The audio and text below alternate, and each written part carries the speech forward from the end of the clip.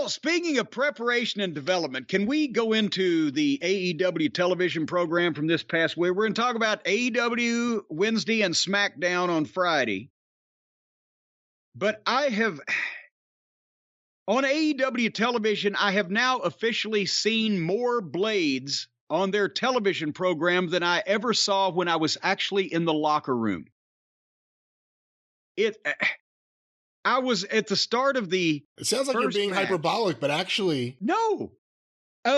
When the show started and the first match was MJF and our friend Take a shit, I was going to say, boy, the new production guy, I'm really liking it because he finally shot MJF's entrance the right way. When he gets in the ring and he walks around with his hands out and he drops down on his knees and they always used the hard camera.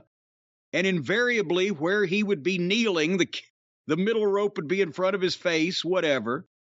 This guy, instead of shooting it with the floor, looking up with kind of a fisheye lens, he takes up the whole ring. He looks glorious.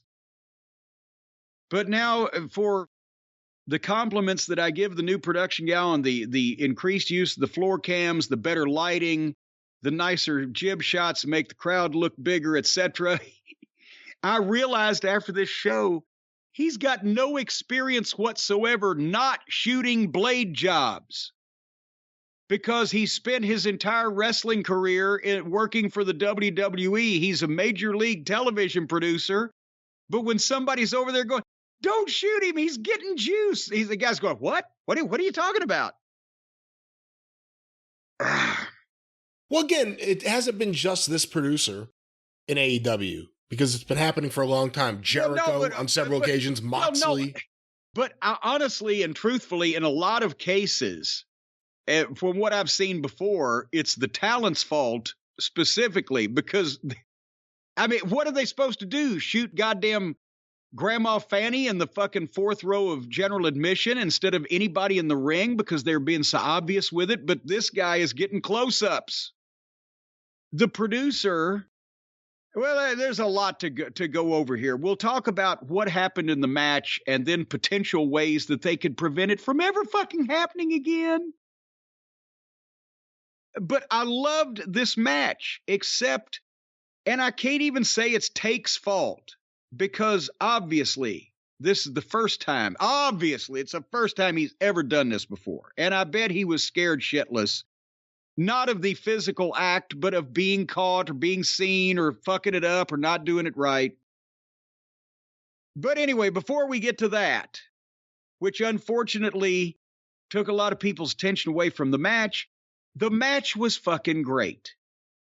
And I will say this, MJF, now that Punk is not active, is putting together the best matches, start to finish, for himself of anybody maybe in the business. And a lot of this stuff, it's not difficult, deep shit. It's psychology. It's wrestling. And I recognize a lot of these spots that he does, but the way he puts everything together with the new stuff and the old stuff and the little stuff and the big stuff. It's like there are only a certain amount of notes in music, but the difference in the way they're put together is the difference in Happy Birthday to You and Bach's Concerto or whatever. Well, MJF is stealing, perpetrating, researching different little things that nobody does anymore and different spots that a heel gets heat with, and he's putting them together in still enough of a modern style match that it's impeccable. And again, the idea for this match was that Take is the fair-haired young white meat baby face. They want him to look good. The people are liking him, but obviously MJF is the champion and he needs to get some heat. And it was great from MJF going for the handshake and giving him the boot to the gut when he opened, the match. Just that little heel bullshit. But then letting Take come back and fucking get on top of him with the clothesline and the 9 horrible punches in the corner. That's another thing Take needs to work on is his punches. Because he's been with the indie-rific crowd and he can do all the athletic moves, but it's the simple things. But again, he'll hide behind the referee so he can take over, and then immediately starts working the arm, and the arm is a story through the whole match. And he would give Take brief hope spots, but he'd go back to the arm. And what a nice hammerlock DDT he hit without giving the kid brain damage. That's something they could note for later on in the program. Again, he kept this thing moving. It was put together well.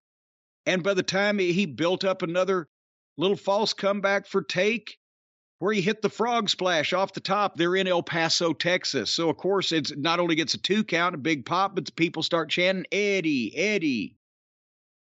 And I wish I could be more full-throated in my endorsements of young Take and really root for him more. But, of course, I've seen the video with the small schoolgirl and all the other bullshit. So he's one of them.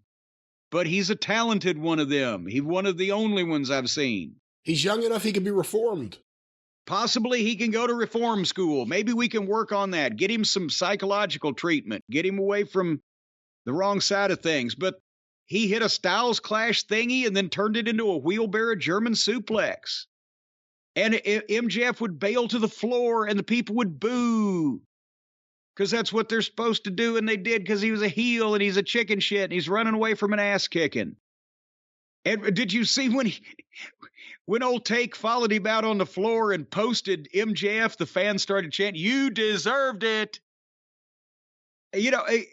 He keeps them engaged they are interested in the match, not because of the moves that are being done, but because of the moves that are being done to him, MJF, or by him to the other guy.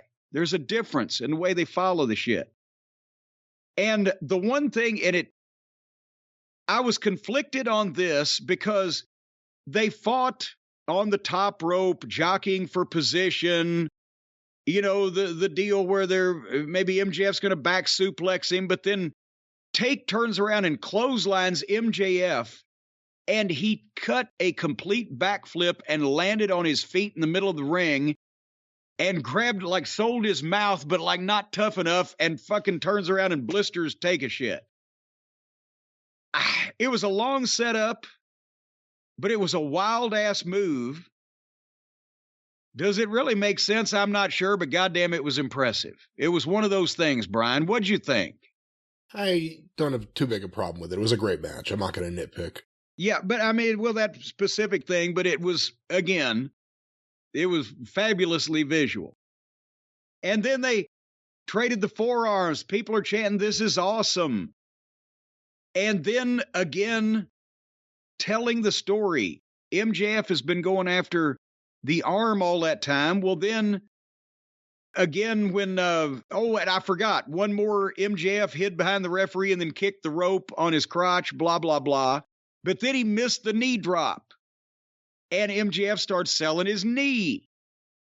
And again, that's when MJF hit a power bomb. Then a couple minutes later on the power bomb thing he does where he power bombs the guy on his knee, he hurt the same knee and sold that. And little things like getting a leg on the ropes by MJF when Take almost had him. That got the people. And then finally, Take missed the senton off the top rope, and MJF got the arm bar. Take was trying to get the ropes, but MJF rolled through and cranked up on it and got the tap out. And it was a great match, and that was the right result. He's going into the main event of the pay-per-view. He needs the big win, but they, again, gave the people another... Imagine if, I don't know, anybody that deserved it had actually got as much TV time. And I'm not saying he doesn't, but in the last 3 years, when a guy starts getting over and popular, usually that's when they disappear. At least now, Tony's giving them old Take. So there was the match. And if it had ended right there, I'd say they hit pretty much of a home run. Right? Give me your thoughts to this point. I thought it was an excellent match. I loved it. I like Takeshita. I like him a lot. I think he's really good. I'm going to ignore everything he's done before he got to the States. Not that everything was him wrestling children or whatever, but at least he's not Kota Ibushi. That's what I always say. Oh, well, there you go. But everything they've done with him so far has been good, and, we could talk about it a little bit later, because now Something we've been talking about for a long time is all of a sudden being noticed by other people. The fact that AEW doesn't have any top stars or any top baby faces, really. They're building him up and the fans are into him. And I feel like they spent so much time over the last year with Yuta and Garcia, not that they're not talented, but pushing them way past where they should have been pushed. And if you think about all of that TV time, it wasn't used to either reinforce why fans should care about someone you already have there, whether it be a Wardlow who they completely bungled or various people, or find a way to make someone new, because you've got a real problem at the top of the card. So again, ignoring whatever it is that he's done that offended you and probably would offend a lot of us, he's been good so far. They're not over pushing him. The fans are taking to him. Real quick, you mentioned Garcia and Yuta. There's a difference between deciding you're going to push somebody before the people ever see him, and then the people say, oh, okay, we're supposed to cheer him, and the people just deciding we want to cheer this guy, and then you start pushing him. Right. That's what the difference is. The Acclaimed may not be as good in the ring as a Garcia or a Yuta technically, but the fans chose them, and that's why their matches started working, and everything started working. Maybe this is the wrong week to use that example. I was about to say, well, we'll get to them. But I thought it was a great match. One of the best matches in Dynamite history, dare I say. All right, here is the problem is twofold. None of it was MJF's fault because all of this stuff was right to do. The problem was, again, they've got a bunch of people that are inexperienced and green at or whatever they're trying to do. And we can pretty much figure from this that Take has never gotten color before. And as I said earlier, was probably concerned about fucking it up, not hurting himself, but the other way, losing the blade or not something like that, because he didn't carry it with him.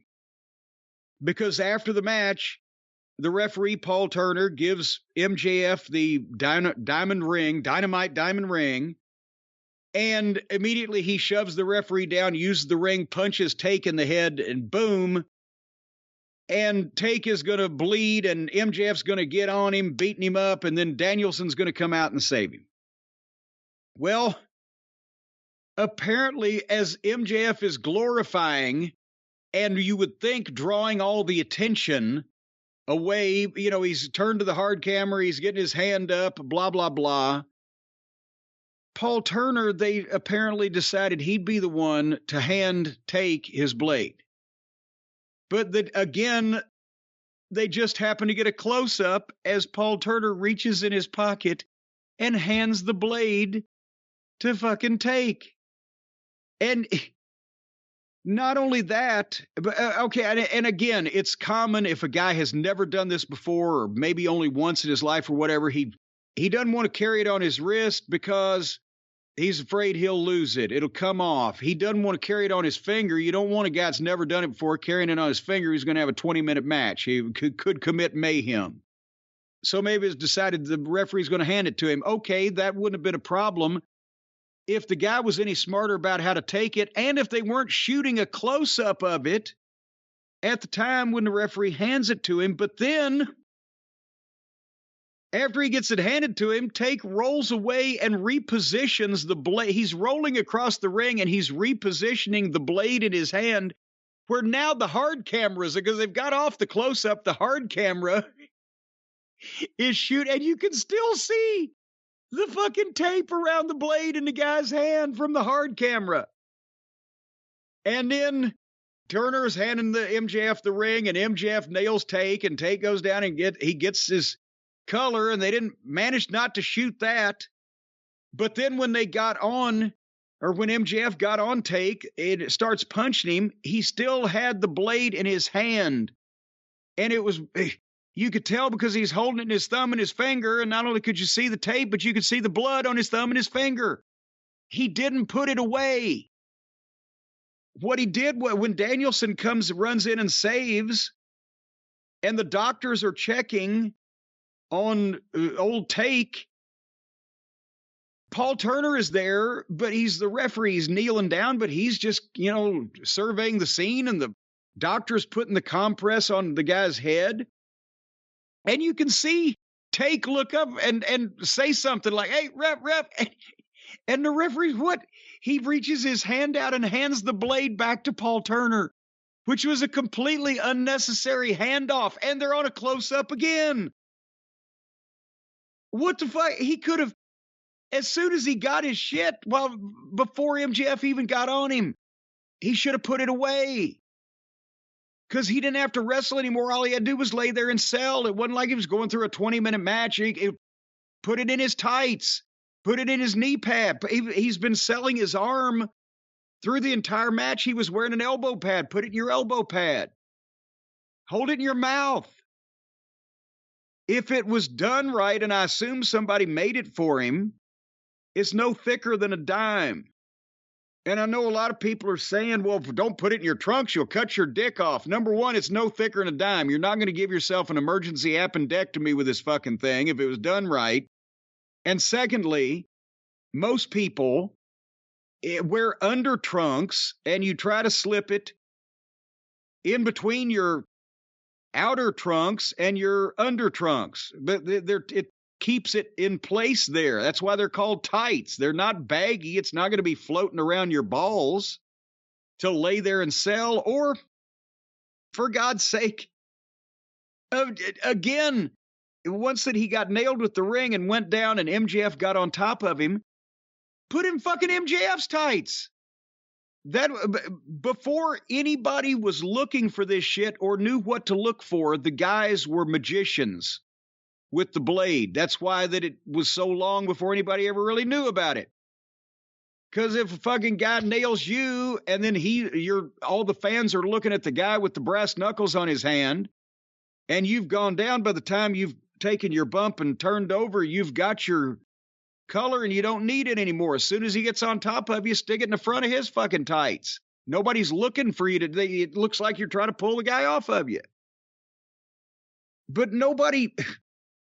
Number one, if they did go over it with this guy, the fact that they didn't tell him to immediately put it away when he was that unconfident of his swordsmanship to begin with. And secondly, there ought to be a producer if they're doing what they went over beforehand, there ought to be a producer in the truck that's saying, shoot anything but little Johnny dipshit there as he's about to go drilling for oil. So I loved the match and the angle. I couldn't believe. And as another, Stace was sitting there and laughing, look, I can see it from the hard camera. What's he doing? And again, not his fault. Not Takeshita's fault. Well, part of it is that he wasn't any smarter than that to not put it away and to... He was rolling around in the ring, repositioning it in his hand. I don't know maybe he got it turned around and he didn't have his cutting edge marked. I don't know what the fuck's going on. Why hold it that long? So the angle for me was kind of spoiled, even though it was the right thing to do. Get juice on the popular young baby face and have the challenger come down and save him. But I couldn't look away. MJF, I don't know what you call it, shoving the referee? What was it? Pushing the referee? Whatever you want to say. He shoved him down. Last week, I think it was, we talked about a ref bump in a match, and we realized it's the only ref bump we could ever remember in any AEW match. And here we are. They broke that string shortly. Yeah, here we are the next week, and all of a sudden, here we go again. I mean, there's the time and the place. I don't know if this is the right one for that, but it's noticeable at least.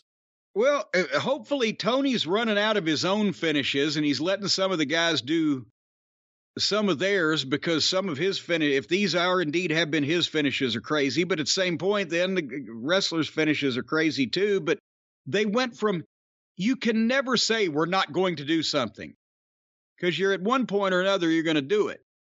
And there's a reason probably why at some point or another, there's a reason to do most anything.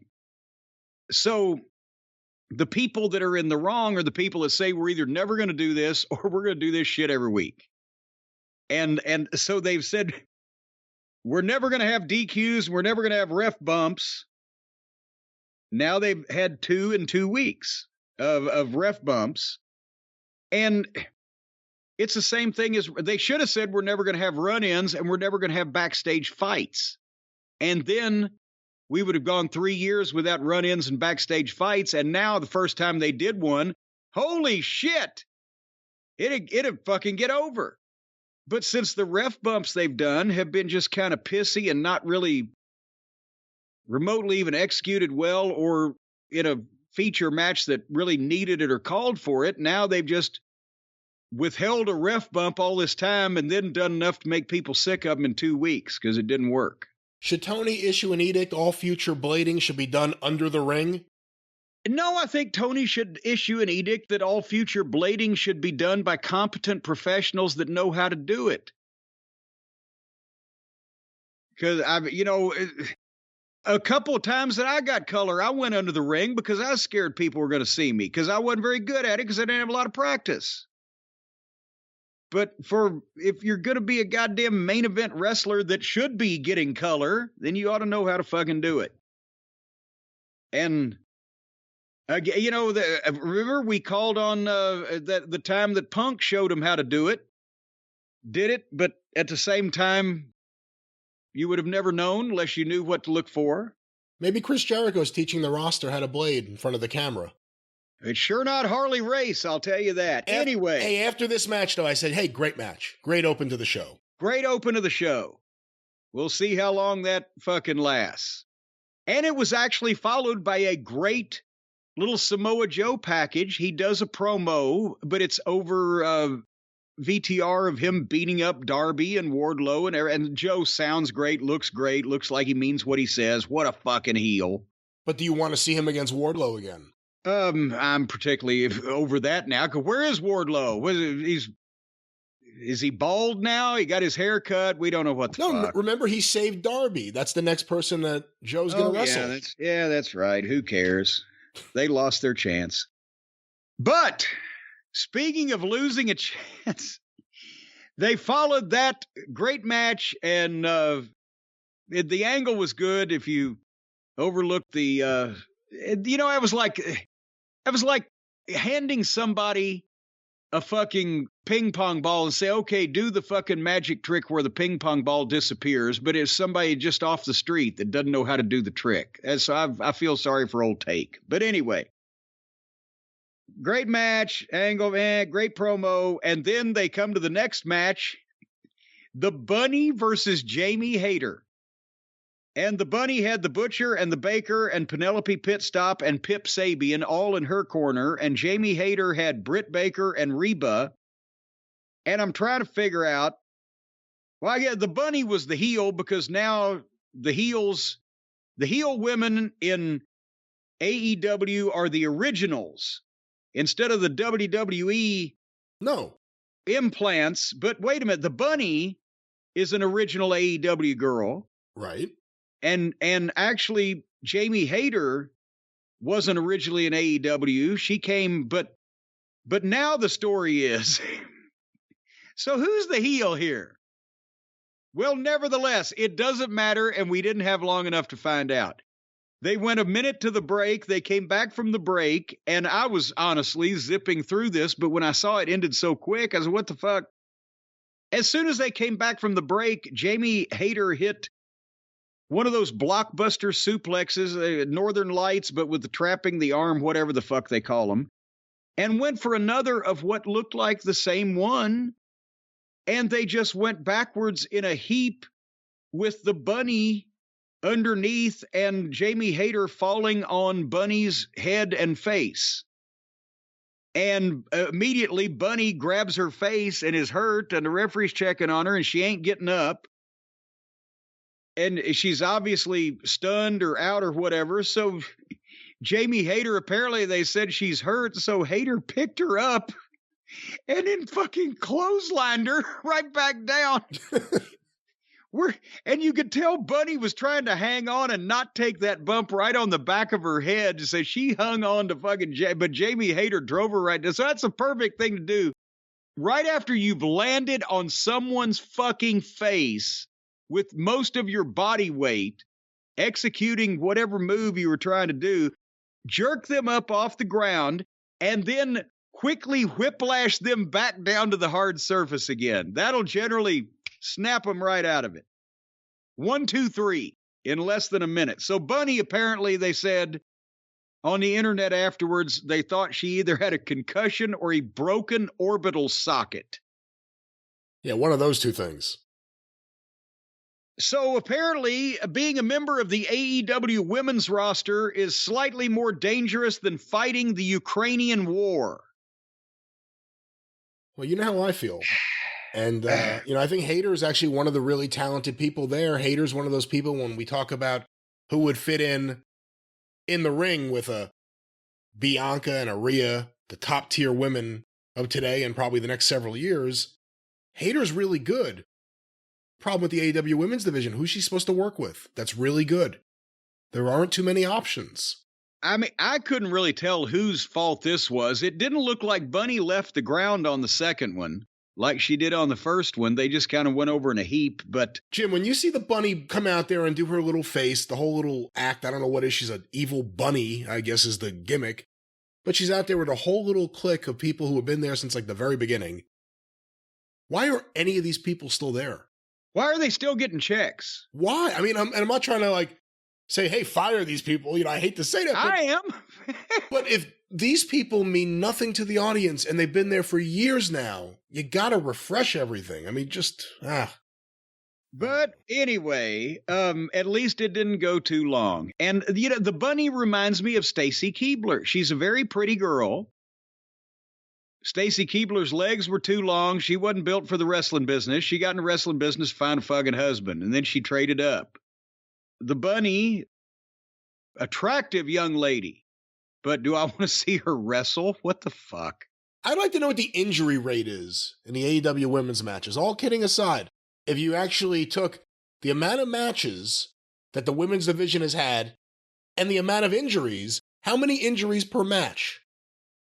Well, let's go now back and find out from two of the previously people that have been on the injured list. Renee Moxley Good was in the back with Saraya and Toni Storm. Now, Saraya hadn't got hurt here yet, but she hadn't wrestled often here yet.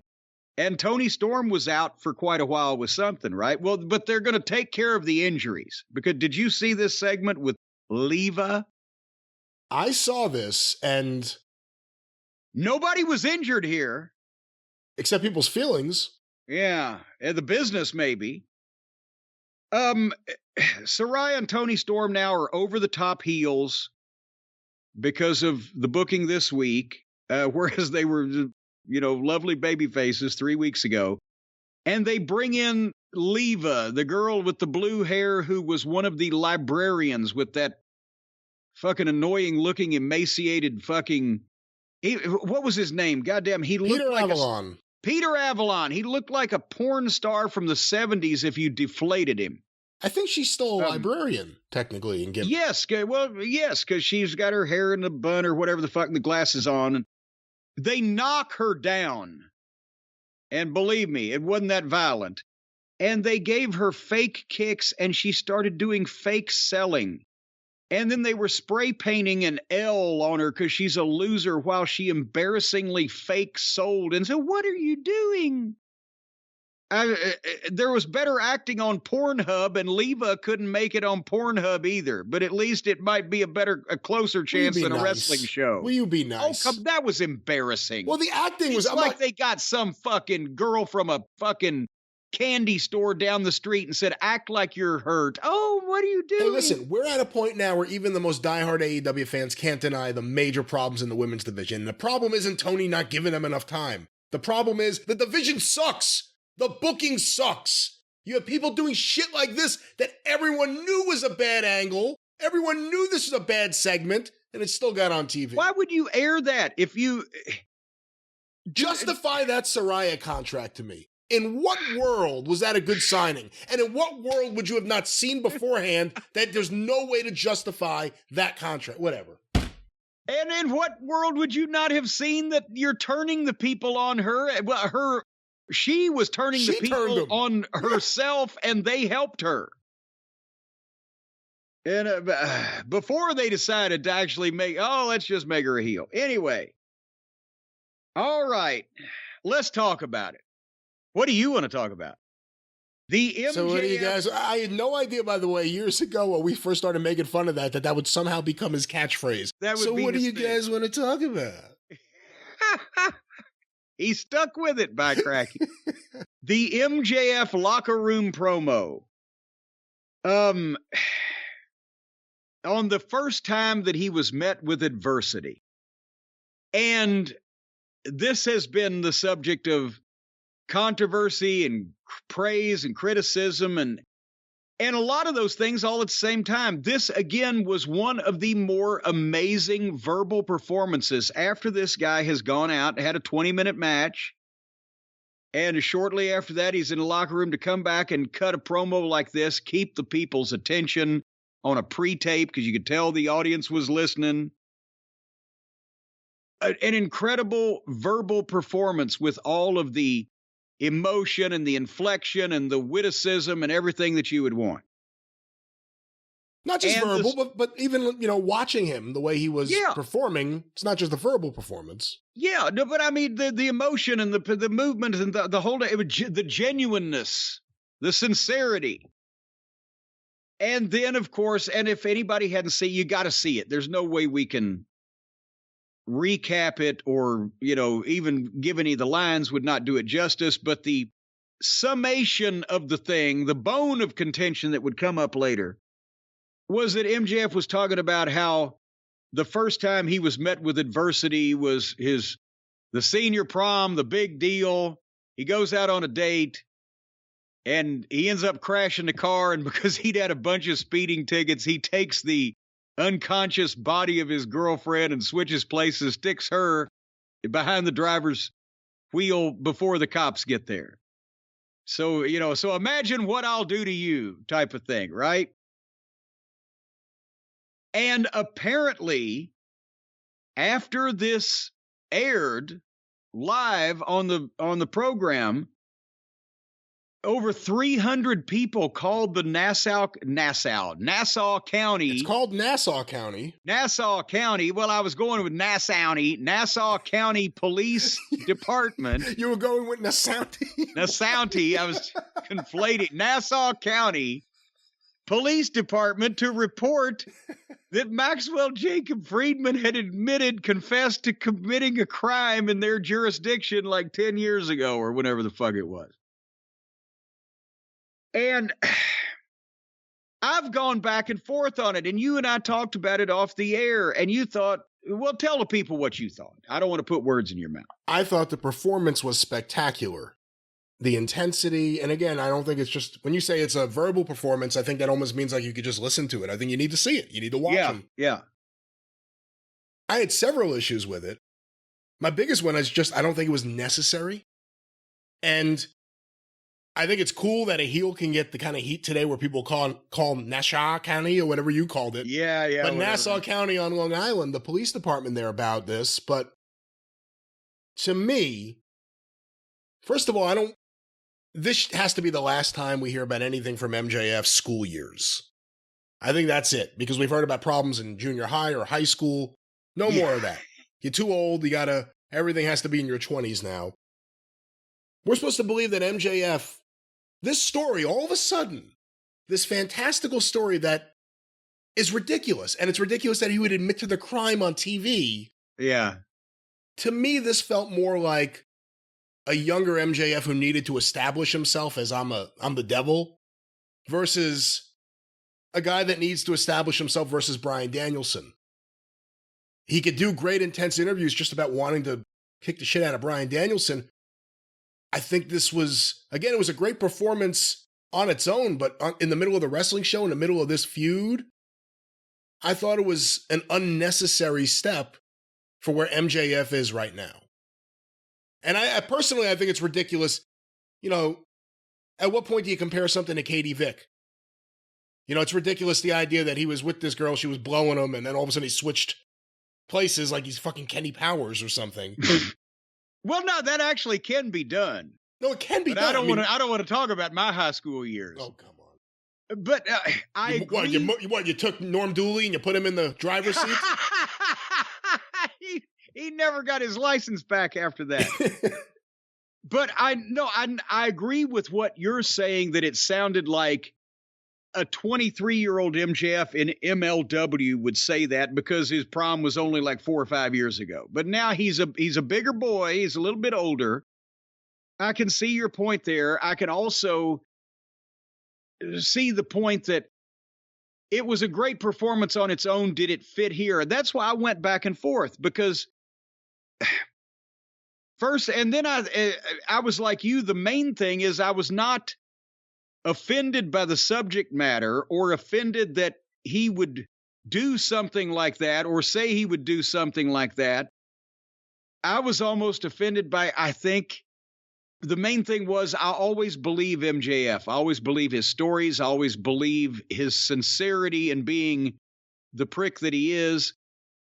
And my first thought was, MJF is too smart to confess to a crime on television, and therefore it makes me not believe this, and it makes MJF seem a little fake, and he doesn't usually.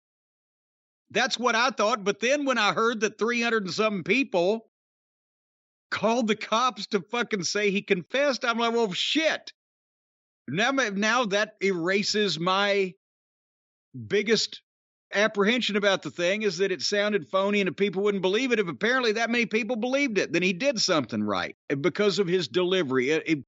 And that's what I've said. You can say almost any preposterous thing. If people believe you and believe in the manner in which you're speaking, they will buy it. And did they believe this because of the goodwill from, I won't say goodwill, because of the credibility he'd built up from previous other times where he said the truth that they knew to be the truth? Or did they just believe him capable of anything? I don't know. So I was back and forth on the whole fucking thing. And my main reason for not liking the whole deal was because I didn't think it was believable, and a bunch of people really believed it in this day and age. So I don't know. I'm back and forth. I mean, there are people who believe that Mandy and Otis were a couple. I mean, you can't base things on what some people may believe. Again, I just thought it was an unnecessary step, and it was a step too far. I was even a little bit like, oh, really? That's where we're going with this? It just doesn't seem necessary. I just want to hear him cut promos on the guy he's fucking looking to take down. But I don't know. And I don't think this feud has done much to help Danielson. I think more needs to be done to make him, other than the fact you want to cheer him because he's Danielson, there's nothing in this feud that's been highlighting him, really. Or am I wrong? Well, no, you're not wrong, because, well, again, they're doing, as we'll get into with the next match on the program, they're doing constant angles where people have to fight umpteen people to get to the people. And most of the time they get to the people. Sometimes they don't, but it's kind of feeling like the same thing instead of centering on the issue between the two people. Yeah, that's one of the things I think people do need to talk to Tony about in general. Just no more, whatever you call them, eliminator, challenger matches. Like the Bunny Hater match, it wasn't just a match. It was, this is an eliminator match. If Bunny wins, then she gets a title shot next week. Why? Just have a match. Well, speaking of if so-and-so does such and such, then they get who and who. The Garcia Guevara gauntlet match was up next, where Ricky Starks had to beat, and now they clarified it wasn't everybody in the Jericho Appreciators. It was just 3 of the Jericho Appreciators. It was just who showed up that day, yeah. It was who showed up was in the building. So, again, poor Ricky Starks. He did such a great job of getting himself over, but then Tony noticed and decided to start using him, and then that's led to this booking. So Starks and Cool Hand Luke is first up. And they started with a sloppy fight, and we never see Cool Hand Luke actually wrestle, thankfully, because now seeing him in tights and trying to work, he looks like shit. The physique, the haircut, the tights, the face, it all screams, I'm a stock boy at Adult World off the interstate. he did the worst shoot-off I've ever seen. He grabbed Starks like he was going to fucking grab him by the cheeks and kiss him, and he just flung his arms, and Starks had to run to the ropes and then hit him with a one-footed drop kick. But he made sure to slap his leg. And then finally, in about 2 minutes, Starks hit a spear, 1, 2, 3, but it was the worst Ricky Starks match I've ever seen because of the other guy. So now we've had Starks beat a crummy job guy and look bad doing it. And then here comes Mac Daddy Mac, swing and a miss, and Starks rolls him up 1, 2, 3. At least that was brief. And did this look like goddamn, I hate to say it, but like local outlaw fucking television at this point if somebody spent $100,000 on the production? This looks like Ricky Starks got caught in the web of Jericho, where you have so much energy going in and then you come out of it like a fucking can of tuna fish. The clout vampire. That's what they're calling him now. You see that? Yes, that's where I got it from people calling him that, including people in the business. It started with people in the business. Yep. So then Garcia and Guevara both come out. And the question is, who's it going to be? Number 3, is it going to be Guevara or Garcia? And Garcia jumps him, and we establish that. So now we're still in the middle of this. You've heard of who's who of pro wrestling. It's who's that of pro wrestling. And Garcia gets heat on Starks, and the fans are chanting Sammy sucks because he's the only interesting person out there right now. And they go through a break. And they come back finally, and Garcia gives Starks a superplex off the top rope, a full regular superplex off the top rope. Garcia gives to Starks. They take the bump, and then Garcia rolls through and goes to pick him up. And instead, Starks just picks him up and suplexes him for a 2 count. I'm like, what the fuck? Did you see that? How did that happen? I can't explain it, and yes, I saw it. Unfazed, and then just stood up and suplexed the other. So I fast forwarded to the finish because this is rotten. It was making me not like Starks. So Starks was on the floor with Garcia. They were both selling there, and the referee's looking elsewhere. And as Stark stands up and leans over the barricade, a guy in a Mil Mascaras mask in the front row gives, in quotation marks, gives him a Judas effect elbow and completely missed him with it. And that was a nice floor camera close-up. Did you see that one? Oh, of course. It may be Jericho. The back of Jericho's head may have grazed Starks' nose. I'm not sure. But Starks sold it, went down like he was shot. And Garcia goes out there and rolls him into the ring and gets in the ring and covers him. Doesn't even do it. Remember, I always say they always do an extra move. Well, in this case, an extra move was called for. But 30 seconds after the guy in the Mil Mascaras mask missed Starks with a move, Starks was still unconscious and Garcia pinned him. Starks doesn't get his match with Jericho. And by the way, guess who got in the ring and took off the Mil Mascaras mask? And the announcers were shocked to see that it was Chris Jericho. And this was so bad they couldn't replay it. Starks just had to lay there and sell it, and they had to talk about what happened because they couldn't show a replay of what beat him because it was air. It wasn't air, it was Jericho. This poor guy got super over. People couldn't wait to see him and MJF. Look at where he is today. Now, at some point, he'll beat Jericho, and they'll say, see? Look what we've done. No. What you did is week after week of this shit, and now no one cares about Ricky Starks again. Well, speaking of nobody caring, we're going to get there, but they had some words with Billy Gunn and the Acclaimed in the back about their match with the Gun Club, the Ass Boys tonight, and Billy laid down the rule he's going to stay in the back and let them handle the match and their business because he doesn't want to be involved, and they scissor. have you noticed the Acclaimed are now talking too much about how loved they are and how popular they are and how great they are?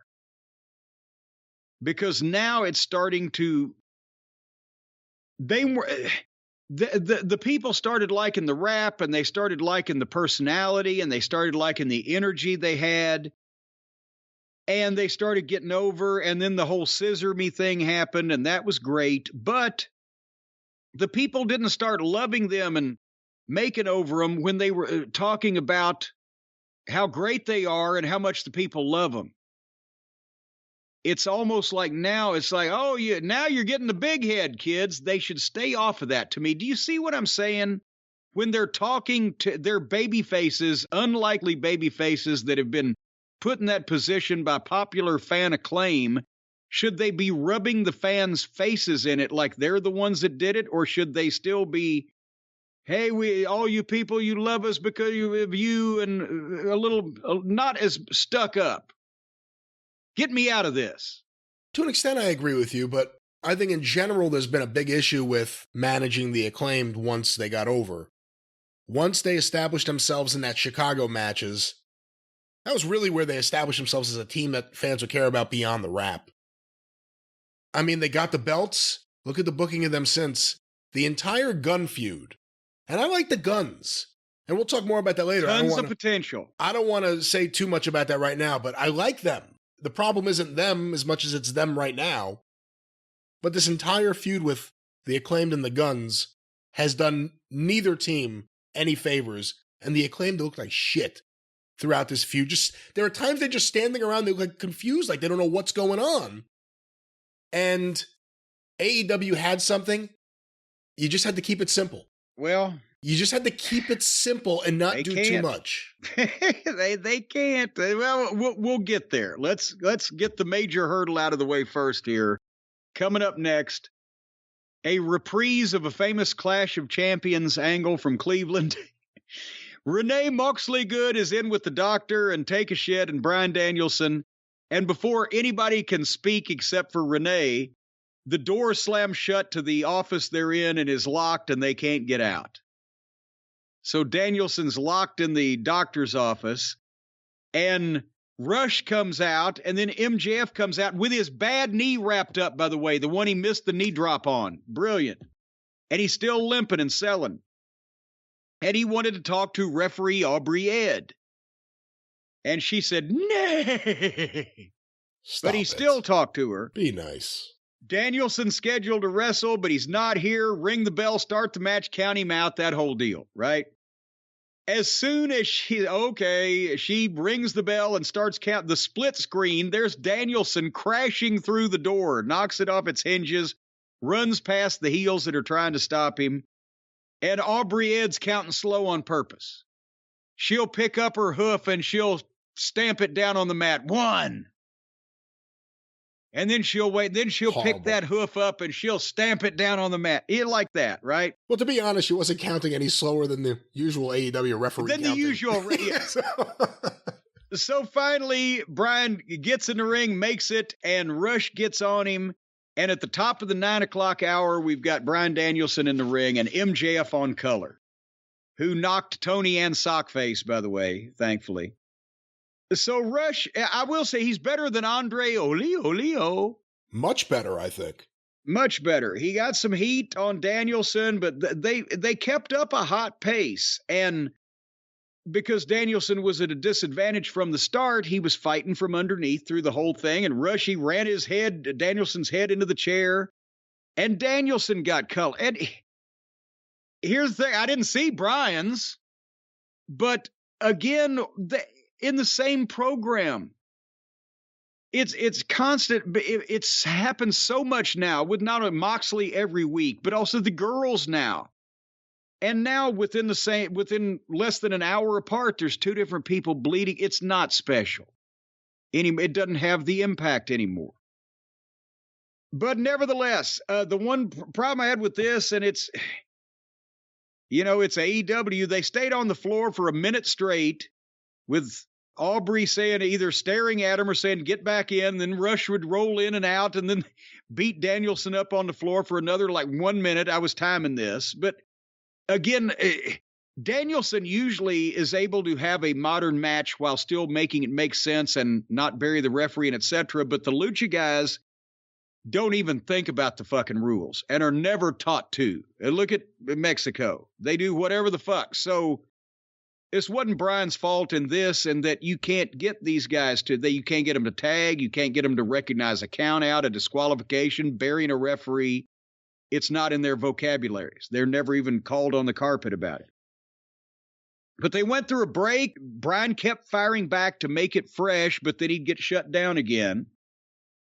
And finally, he was a bloody mess at the end, and finally he made the big comeback with the dive, and he beat up Rush on the floor, turned the tables, and the fans were with it. And he hit the missile drop kick, and they do the kicks, the chops, and a back and forth. And finally, Danielson hit the bukkake knee and got the 2 count, and then more forearms and chops. And one thing about Brian Danielson should think about this better than anybody. Why is he doing headbutts? And I'm not talking about the safety issue, because he's doing the headbutt. He's protecting himself, but everybody knows he had the problem with concussion. You would think, as he tries to make things more legitimate than most people, that he would take that out of his repertoire, because people would know that if he had to retire because of concussions before, he would not be willingly headbutting another fucking guy if it was real, right?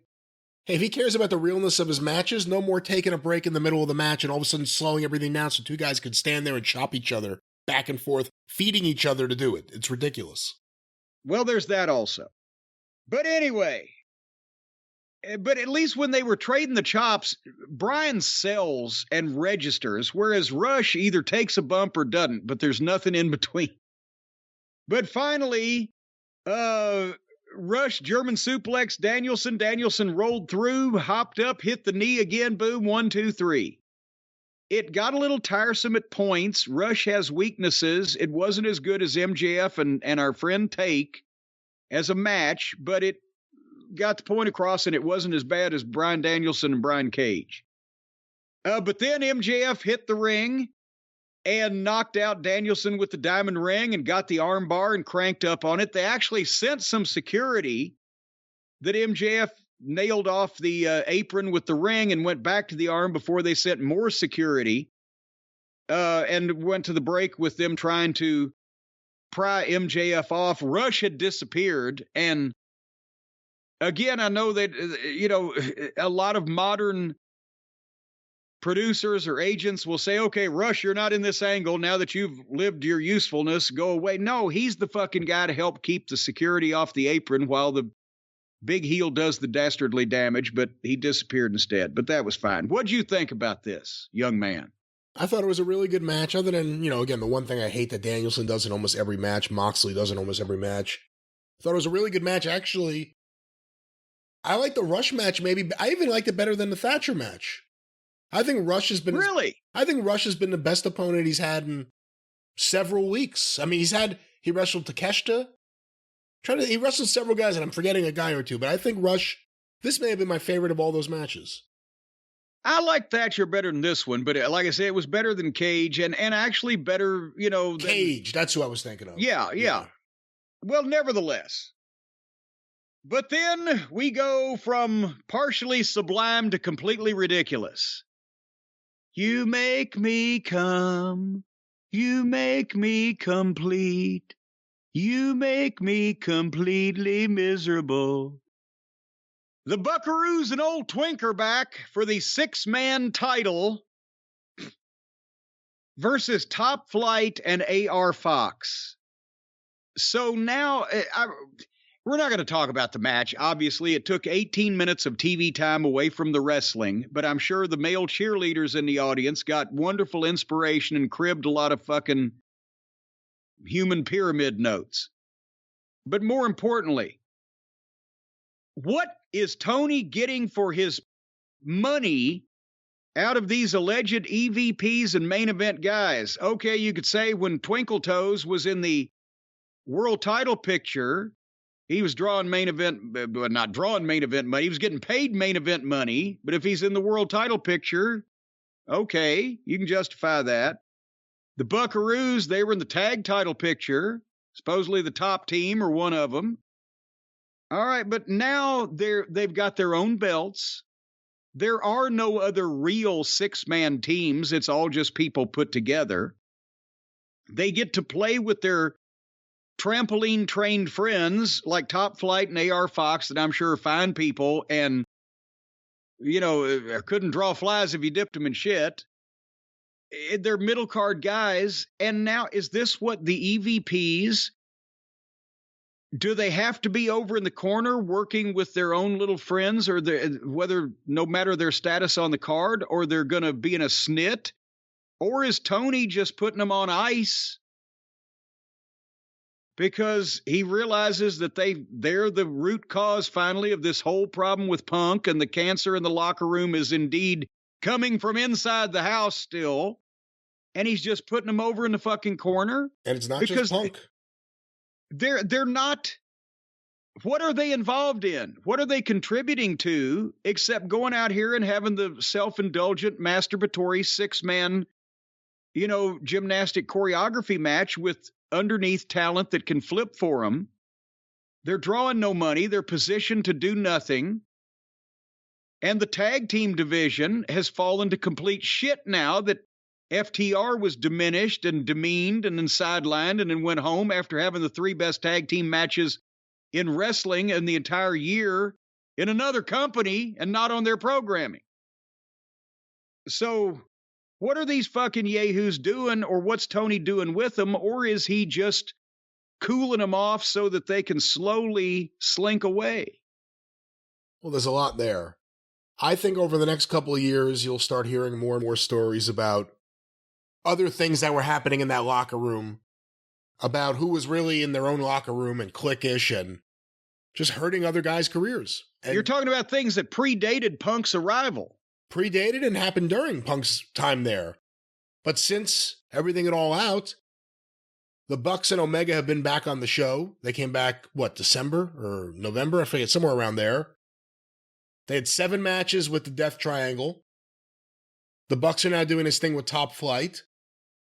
I saw the list of AEW's merch movers. That was one of the big things for the Bucks for years. They were the biggest merch movers on the indies. They ain't moving that much right now. Have they ever meant less? Are people sick of their matches after seeing... If you've been watching AEW for the last 6 months, you're sick of the Young Bucks. Just based off the fucking Death Triangle matches. You know what the match is going to be. Omega, maybe there's a reason he's not in singles action. Maybe he doesn't have someone he wants to work with right now. Maybe everyone's a diva, and they're only going to work with who they want to work with. And you can't blame them, because that's the way it's been since the beginning of AEW. That's what they've been allowed to do. Is Tony phasing them out? At this point, Tony only has limited things he can actually do with them. That's the other thing.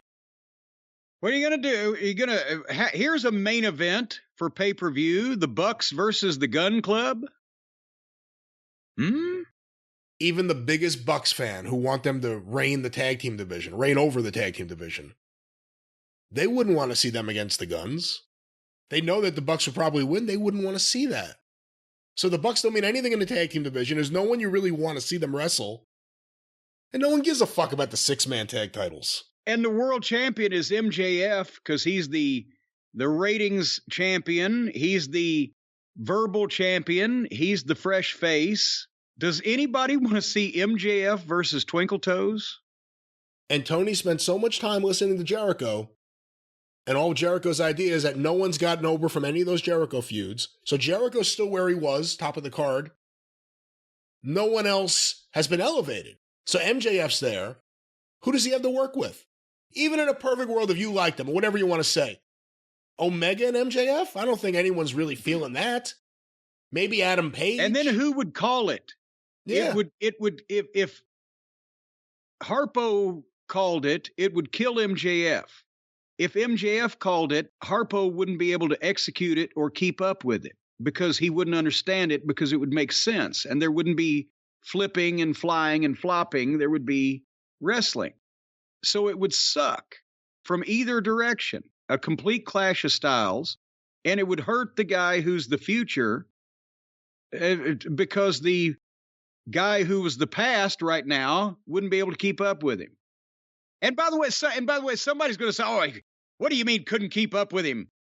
Old Kenny wrestles a lot faster than MJ." I'm talking about keeping up with him when MJF's calling trigonometry and old Twinkle Toes is over in the corner going 2 + 2. That's that kind of keeping up with him. Go ahead. When Kenny Omega was last seen in AEW, he was the world champion. He reemerges. The only times we've seen him is in 6-man tag action. He has to do whatever he can to get himself to the ring physically to do that.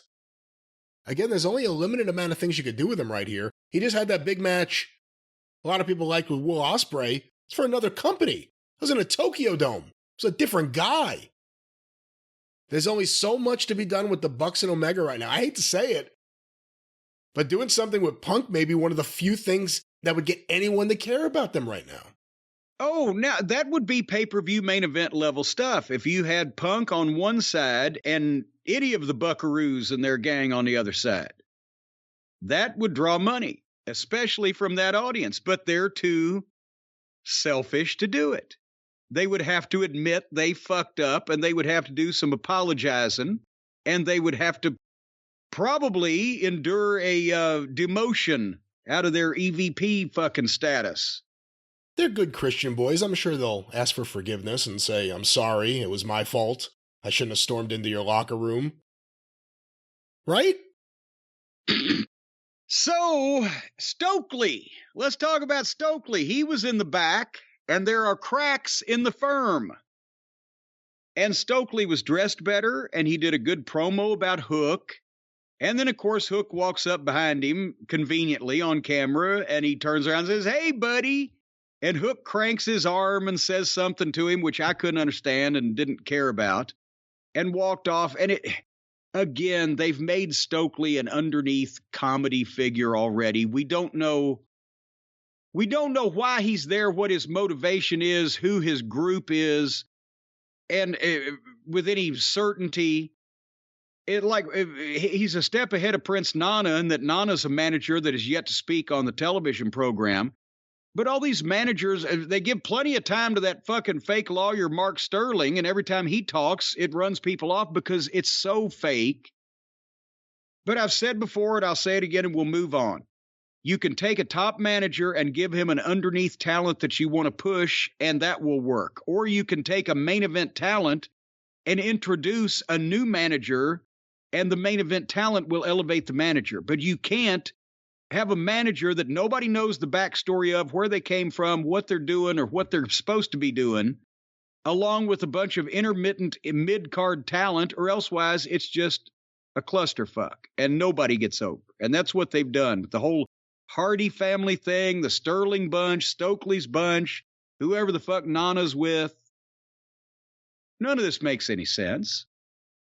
When I managed someone during my managerial career after the Midnight Express, they were generally top names and drew money in whatever spot they were in. And I know somebody's going to say Mantar. Yes, it was a rib. It happened about twice, but I'm talking about the Midnight Expresses or the Heavenly Bodies or the British Bulldog or Owen Hart or Vader or Yokozuna.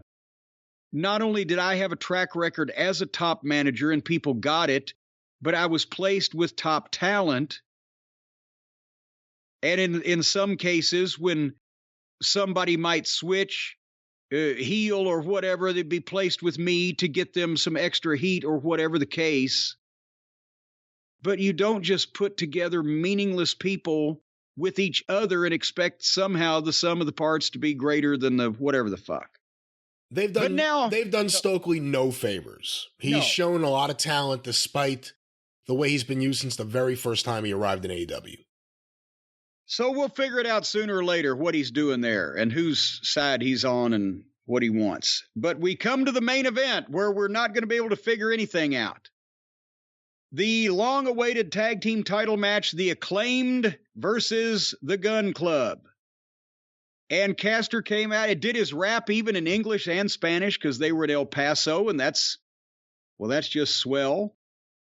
And I don't want to critique this match step for step because At the start, I wrote, okay, a lot of green here and no apparent leader.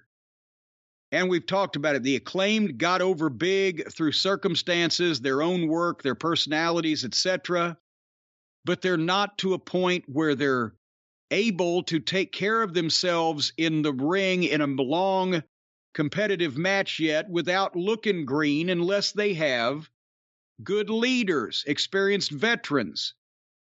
And then the Guns are in the same position. We've talked about how much potential they have and how there's something there, but they're green, they're inexperienced. This is their first TV spot. They're still a little awkward. They're awkward puppies that haven't got their feet under them yet to become the fucking greyhounds they're going to become.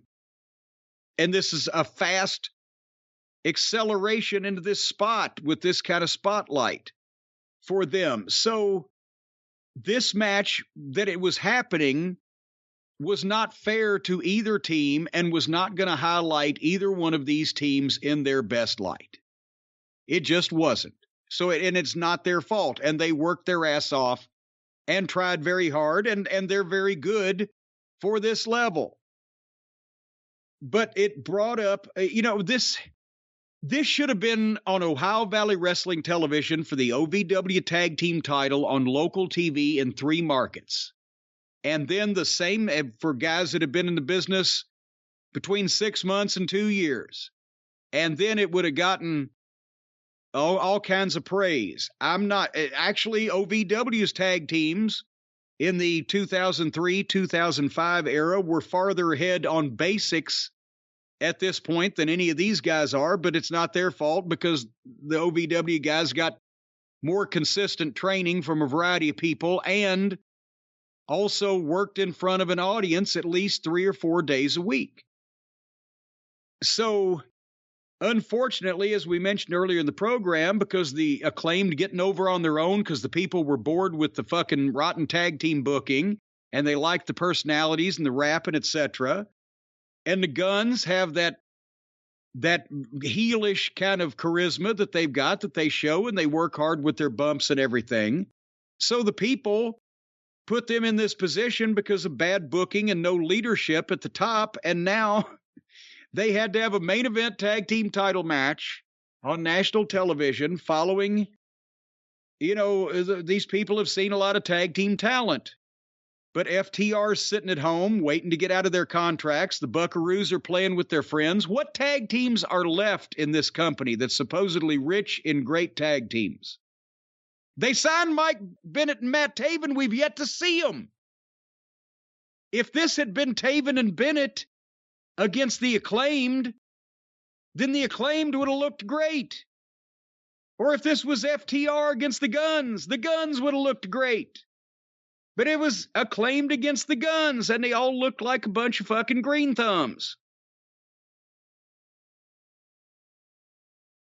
But anyway, they did the referee bump, where one of the Guns pulled the referee in front of Bowens' elbow, and the referee did take a nice bump.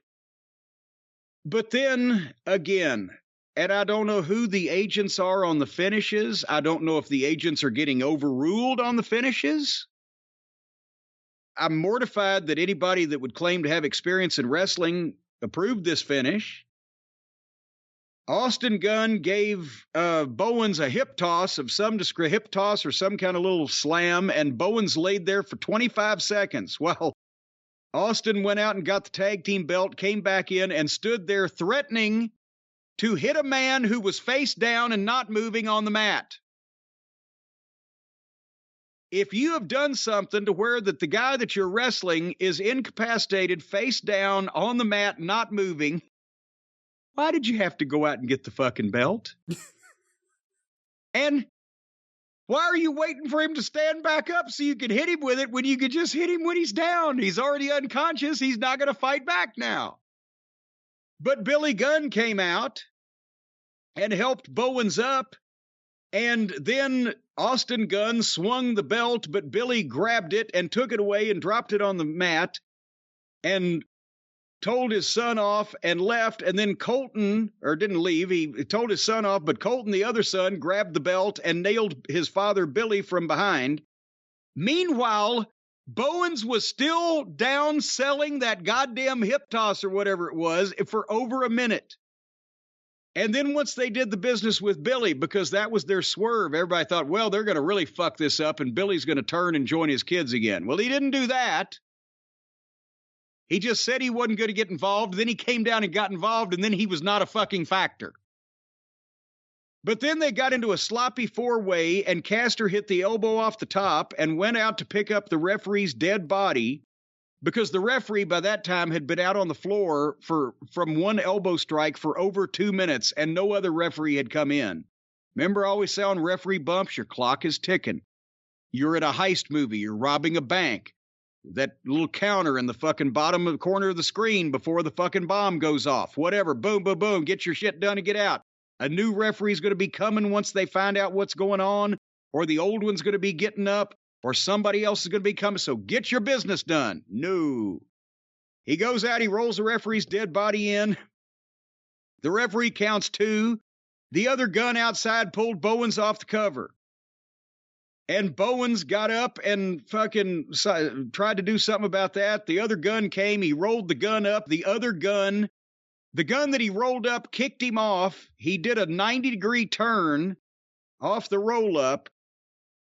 And the other gun hit him and hit, again in quotation marks, with the belt in the head. But it looked like shit because he didn't hit him. And Bowens fell backwards and the other gun pinned him. And where did Billy go? He didn't come back till after the whole thing was over with. And then he was concerned. It was a rotten, too confusing finish. It was not executed well with 2 green teams. It didn't do neither one any favors. And the Acclaimed got beat for their belts after only having them for several weeks with a finish that was obviously fake because the belt shot looked like shit. And everybody on this weekly program takes harder hits than that and kicks out at 1 if they're even covered. And the Acclaimed is now in trouble. Yeah, you're not even addressing what I think is one of the biggest issues, which is that this did no one any favors. This didn't do the Guns any favors with the AEW fans. No. Because it was doomed from the start. Because Tony let the people book this. Because he didn't have control of it, and he wasn't sending the people in the direction that he wanted them to go. And that's what a booker does. You don't give the people what they want. You give the people what you want them to want, and if you're good, you make them want it. Because you know you can give them what you want them to want. Sometimes you might not be able to give them what they want. So make them want something else. This has been a WWE tag team feud. From the bad angles to... It's not even just, the bad segments and everything, just the content of it, just the ridiculousness of it. And then this. And this finish, you could tell the fans weren't happy with it. I think a lot of AEW fans, a lot of people watch that show, reacted the same way I did. I just said, oh no. Because I like the Guns. This isn't about them. It's about them getting the tag titles right now. And boy, this tag team division, when it first started, and they put the belts on SCU, which was such a interesting maneuver. Everyone said, oh, look at this tag team division. And then you have the Bucks, they're not even the champions yet. Jurassic Express showed some promise. FTR came in. Look at this tag team division right now. And this decision, the other thing is, the way I reacted, the way I think a lot of fans reacted to this, the anger I've seen online from a lot of people about this, I would have told you that would have been the reaction if you had asked me before it. I think we did. No, but I'm saying, like, if Tony Khan was booking this and he didn't realize this is the way people would take to this, that's a problem. Because it was obvious.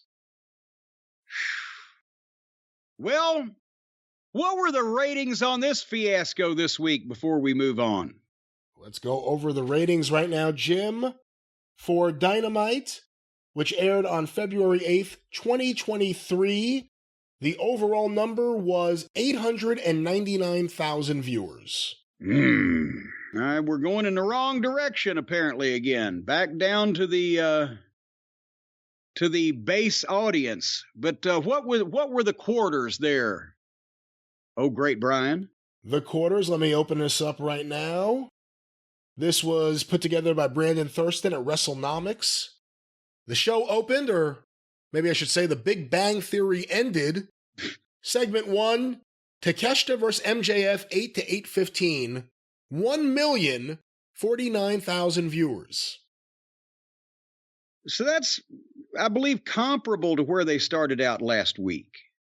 The overall number, I think, is comparable. What was it last week? 901? No, last week was 9. Was better. Was it only 901? Maybe I'm thinking of the week before that. I am, because they had Mark Briscoe on that week, so That's right. Something people wanted to see. All right, so the first quarter hour, 1,049,000. Segment 2, which is the finish of MJF versus Takeshita, as well as the post-match angle, the Samoa Joe backstage promo, and the Bunny versus Jamie Hayter with picture-in-picture, as well as the Tony Storm, Saraya, Leva Bates backstage angle. 1 million viewers. Okay, that is telling in that they only lost 49,000 people from the start of the Big Bang, and that's unusual. That's unusually small. That tells me people stuck around to see what was going on with MJF there. They certainly didn't stick around for the Bunny. Segment 3, 8:30 to 8:45. The MJF blowjob switcheroo story promo, as well as Angelo Parker and Daniel Parker. Angelo Parker. And how about Angelo Mosca? I wish. Angelo Parker and Daniel Garcia and Matt Menard versus Ricky Starks in a gauntlet match with picture-in-picture. 941,000 viewers. All right, so we begin the attrition. We've lost another 59,000. Segment 4, 8:45 to 9 p.m. The final 7 minutes of the gauntlet match, as well as the post-match with a masked Chris Jericho, the Acclaimed and Billy Gunn backstage promo, the Danielson being locked in the dressing room or locker room, and Takeshita angle, and MJF's live promo, 869,000 viewers. Ooh. Boy, howdy. So that was 180,000 people from start of the first hour to finish of the first hour. Well, let's go to I was about to say, at top of 9 o'clock, Bryan Danielson is coming to the ring to wrestle. So did that help him out any? Top of the hour, segment 5, 9 to 9:15 p.m. Bryan Danielson versus Roosh with picture-in-picture, 923,000 viewers. Okay, so they picked up 54,000. Indeed, they did. Indeed, they did. Yes, I was looking at that. The mathematics are correct. So they lost 180,000 from the start of the first hour to the end of the first hour, but then at the start of the second hour, they picked 54 of those 1,000 back up. Well, segment 6, 9:15 to 9:30 p.m., the Danielson MJF post-match angle, as well as the Impractical Jokers backstage angle. Oh, I forgot about that. And the Elite versus AR Fox and Top Flight with picture-in-picture, 848,000 viewers. Oh, Jesus. So they not only lost all the ones they just picked up, but they lost another 21,000 on top of that. So about 75,000 viewers.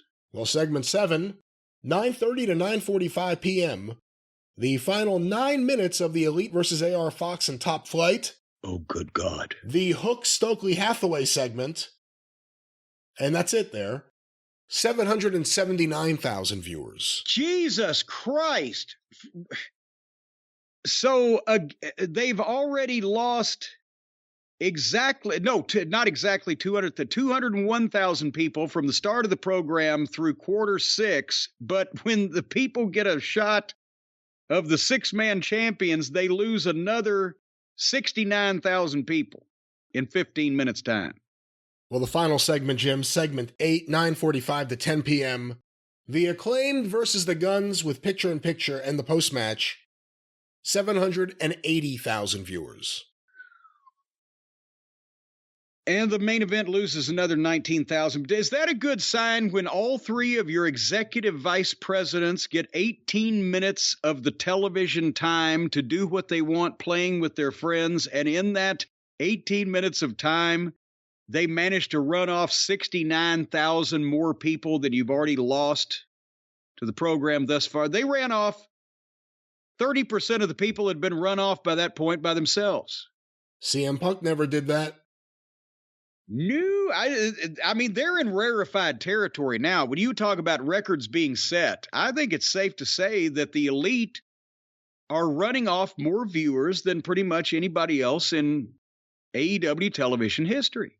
The Elite in the women's division. And here's the other thing. Other than the fact that WWE would sign them just to stick it to AEW, what leverage do these guys have right now? They've never meant less. They haven't meant less in a decade. And I don't think they're smart enough to realize it. I think they still think that they're the brains behind that operation, and they're the straw that stirs the drink, as Flair would say. I don't think they realize how irrelevant they are fast becoming in the ever-changing wrestling world. Because after all, their little YouTube comedy show, those numbers are down. They don't do anything like our numbers, for example. So their relevancy. Hey, look at the fucking television number. More people listened to you talk about them last week than actually watched them. And actually watched them wrestle. So, I hate it when people like that, formerly living on the island of relevancy, now become completely irrelevant. Almost like they're out of touch, Brian. The Buckaroos and Twinkle Toes, they're out of touch with what the people want, or elsewise they'd have listenership numbers and viewership numbers like ours. But, well, it's not my business, not for me to interfere. And you would think they would be in touch from all the touching of themselves that they do. They touch themselves plenty. They just can't touch anybody else.